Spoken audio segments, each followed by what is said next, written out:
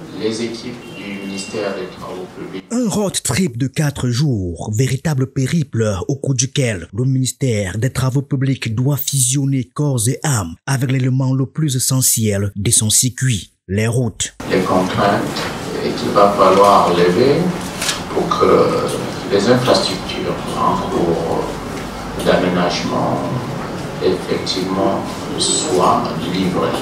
Et pour ce premier jour, sur la table du maître d'ouvrage, l'entretien de la route Ngaoundéré-Paro, la reconstruction du pont de Palar sur le Logone. Un pont mixte de 70 mètres linéaires, reposant sur des pieux qui seront ancrés autour de 30 mètres de profondeur.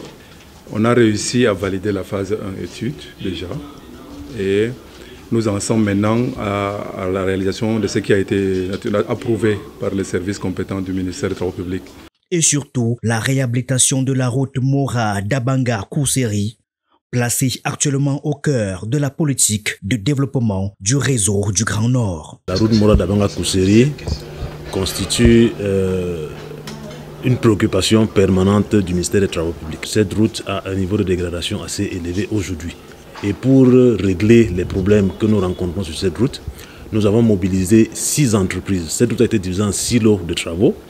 Aujourd'hui, on peut dire que les 103 premiers kilomètres sont relativement circulables. Nous avons exécuté un travail de qualité sur le point critique de Tchakamari, qui est aujourd'hui traité de façon définitive.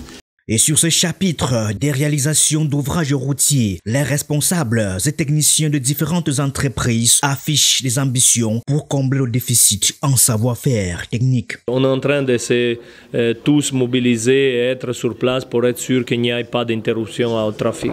Emmanuel Gano Djomessi, lui, ne badine pas avec le respect de la qualité de l'ouvrage et celui des délais qui sont les très essentiels dans ce domaine.